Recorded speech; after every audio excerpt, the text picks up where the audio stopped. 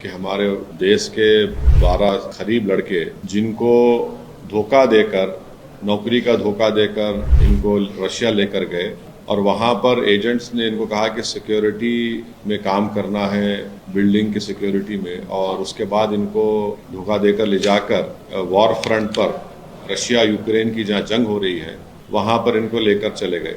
और इसमें तेलंगाना के 2 लड़के हैं, कर्नाटका गुलबर्गा के 3 लड़के हैं, गुजरात का एक लड़का है हेमल अश्विन भाई, कश्मीर के 2 हैं और काशगंज उत्तर प्रदेश का एक है।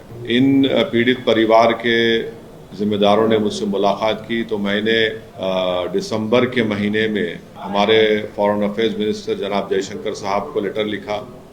फिर हमारे भारत के जो एम्बेसडर रशिया में हैं उनको मैंने लेटर लिखा और इनके फैमिलीज बहुत परेशान हैं। और जो एजेंट्स हैं, इन एजेंट्स ने, एक एजेंट तो बैठा हुआ है दुबई में और उसका नाम है फैसल खान और बाबा व्लॉग्स के नाम से वो एक चलाता है। फिर एक सुफियान है, ये मुंबई का है, और एक पूजा है, ये भी मुंबई की है।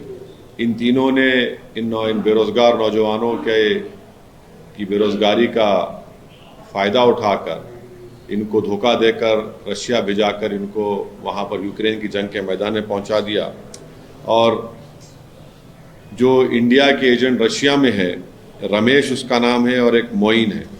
तो मैं भारत सरकार से, ख़ास तौर से हमारे देश के वज़ीर आज़म जनाब मोदी साहब से, हमारे फॉरेन मिनिस्टर जनाब जयशंकर साहब से ये रिक्वेस्ट करता हूँ कि वो रशिया की हुकूमत से बातचीत करके इन 12 नौजवानों को सेफली वापस भारत को बुलाएं। इनके परिवार के लोग बहुत परेशान हैं। उन लड़कों ने अपना वीडियो भी जारी किया कि कैसे उन पर कई मरतबा जंग के मैदान में उनको छोड़ दिया गया, फायरिंग हुई उनके ऊपर, और उसमें से एक उनके साथी जो लड़का था उसकी हत्या भी हो गई, उसका कत्ल हो गया।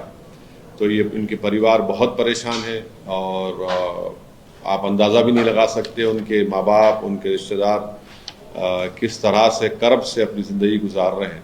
तो उम्मीद करता हूँ कि भारत सरकार फ़ौरन अपने असर और रसूख़ात को इस्तेमाल करते हुए रशिया की गवर्नमेंट से कहेंगे और इन नौजवानों को सेफली बहिफाजत भारत को लेकर आएंगे। सर, ये जो पूरा रैकेट है एजेंट्स के द्वारा यूट्यूब और सोशल मीडिया के द्वारा ऐसे यूथ के यूज करके लालच देकर बेरोजगार युवाओं को भेजा जा रहा है जंग के मैदान में, इसके ऊपर भी आप चाहेंगे कि मिनिस्ट्री गवर्नमेंट ऑफ इंडिया कोई एक्शन हो? नहीं, ये सबसे पहली बात यह है कि ये जो एजेंट दुबई में बैठा है, अगर वो भारत का शहरी है तो हम आराम से, क्योंकि दुबई यूएई भारत का एक हमारा स्ट्रेटेजिक पार्टनर है, हम इसको वहाँ से बुला सकते हैं।